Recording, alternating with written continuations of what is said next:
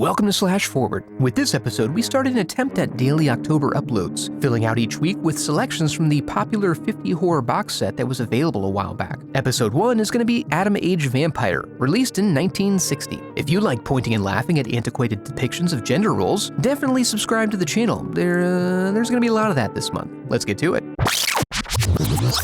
We open on a hysterical woman, immediately told what's what. Go put some clothes on. By her beau, Pierre. He's leaving Jeanette for the open seas due to her insistence on maintaining a career, so she quits in shame after he's already left. In her desperation, she tears down the road and, despite clear conditions, veers off onto a rocky embankment. Flash forward 3 months and we see she's horribly mutilated and bereft of all hope and personal sense of value. Her sad story has made the news and she's sent for by the disembodied hand of Professor Albert Levin. As we gaze upon the monster Jeanette's cursed visage, ignoring how easily it is to cover up, we witness her saved in her final moments of despair by Monique, who offers her the free services of a great scientist. However, she's incredulous of anyone's ability to repair the damage. Through exposition, we learn that Levin has been working on a tincture to reverse the damaging effects of nuclear radiation, and has developed a serum called Derma-28. They just need someone to test it on. In the absence of Jeanette, Monique expresses her undying love by taking a lot of damage to her own epidermis, becoming a part of this new technological frontier. They find Derma-28 to be effective, and he promises not to forget her on his way to the top. Jeanette does visit the residence, and Levin closely observes every lurid and horrible detail, but despite her willful arrival, she still requires convincing. After a demonstration of her poor trigger discipline, they manage to disarm her and sweet-talk her into the operating room. Here they cut her open for a topical treatment, and while she mends, we see Pierre has returned from his mistress, the sea, and is depressed to find Jeanette missing. While back at the lab, they presume that application to old wounds requires some time to soak in, and sure enough, it eventually works its magic. Despite their initial success, Levin is concerned about possible side effects like spontaneous makeout sessions and subsequent cattiness. As they observe the results over time, we learn Levin is growing weary of Monique's constant presence, and is hoping Jeanette's kiss can be leveraged into a lifelong relationship. In an attempt to kill 2 birds with 1 stone, he works his manipulative magic on Monique,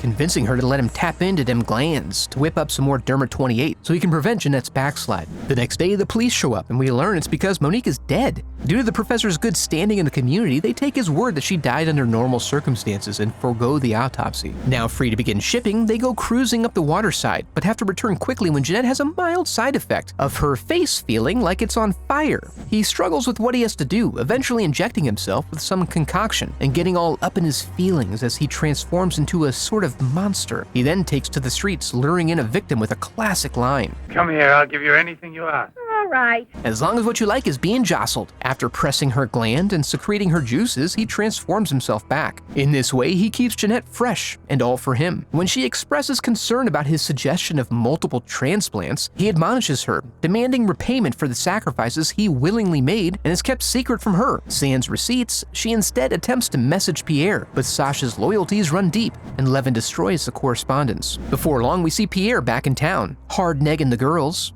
Am I wrong or are you getting fatter? but wistfully reminiscing about how much he misses hard-negging his girl, Jeanette. But he finds her on the dock, and he's happy she's fixed her face so he can love her again. Before she can convince her seaman to whisk her away, Sasha drops him. As the police try to piece together how the missing woman could appear both suddenly and unmarred, they opt to go to the regeneration specialist they've recently met for input. However, the professor insists that someone with a face that jacked would be beyond help by the technological standards of the day. Due to his sinking suspicion, the chief orders Monique's body exhumed for an autopsy. Meanwhile, at the lab, the professor tries to convince Jeanette to undergo the final treatment, then see if maybe she feels like she loves him after that. He even returns her precious strap to her as a sign of good faith. Pierre then returns, hoping for help. He wants Levin to convince the police his encounter could have been with Jeanette, so they stay interested in the case. Levin instead uses the opportunity to gaslight him, convincing him he just sees his lost love in every woman. The cops are actually on Levin's trail anyway related to the recent murder spree, having found similar cut patterns on Monique as on the victims strewn about town. They trail him to a local erotic theater, and he uses the crowd to slip out. Unfortunately, he fails to claim his next victim, his heart just not being into it, and he retreats to his laboratory. Levin decides to come clean to Jeanette and hope for the best. But he gets the worst. Despite the treatment taking full hold now and cementing itself into her face tissues, she refuses to run away with him. But he's sacrificed too much to give up now and begins to transform. She has a chance to kill him and escape, but she finds him pitiable and screams into the night. This catches the ear of Pierre hanging out in the streets outside, and he rushes in to get into a little shoving match with some light choking, eventually being bitch-slapped into oblivion. The professor retreats with Jeanette to Sasha's greenhouse but fails to hide her before the police arrive. They have a brief standoff before Sasha engages in some sort of mercy killing? Not sure what he did there. And then Pierre and Jeanette live happily ever after on the back of Professor Levin's hard work.